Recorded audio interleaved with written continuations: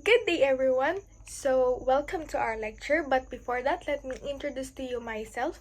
My name is Diana Jane B. Gombio, and our lecture for today is all about the aircraft structure or the lift and the basic aerodynamics. So, let's proceed to our lecture for today, which is the aircraft structure, the lift, and the basic aerodynamics.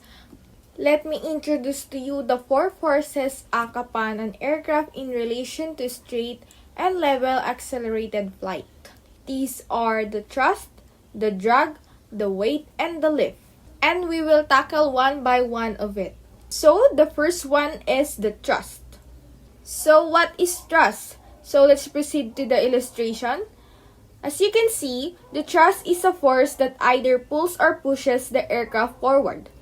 Thrust is also a force that opposes the drag, and the thrust is also produced by the aircraft engines. So in short, the thrust is the force which moves an aircraft through the air, and it is also generated of engines of the aircraft by some kind of the propulsion system. The second one is the drag. It is also an aerodynamic force that opposes an aircraft's motion through the air, and it is also generated by its interaction and contact of a solid body with a fluid or a gas. Let me introduce to you the two basic types of drag, the parasite drag and the induced drag. So the parasite drag has no weight to functions aid in a flight. Compares to the induced drag, it results of an airfoil developing of the lift. The third one is the weight. So what is the purpose of weight to an aircraft?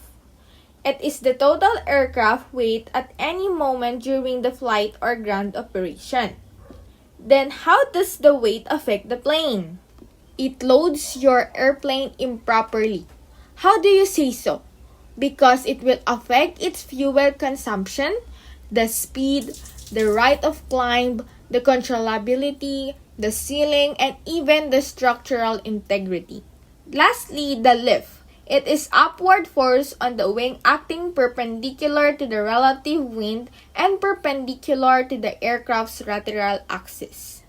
Down to the last part of our lecture, let me introduce to you the aircraft moves in 3 dimensions and controlled by moving it about one or more of its axis. These are the 3 illustrations of the 3 dimensions of its axis. The longitudinal or roll axis, it is the axis drawn through the body of the vehicle from the tail to nose in the normal direction of light. Next one is the lateral or pitch axis. This axis is from the pilot's left to right in piloted aircraft, and it's parallel to the wings of winged aircraft parallel to the buttock line. Lastly, the vertical or yaw axis, it is directed towards to the bottom of the aircraft, perpendicular to the wings and to the fuselage reference line. The motion of this axis is called the yaw. And that's all about the aircraft structure, the lift, and the basic aerodynamics. Hope you learned a lot, and thank you for listening, and Merry Christmas!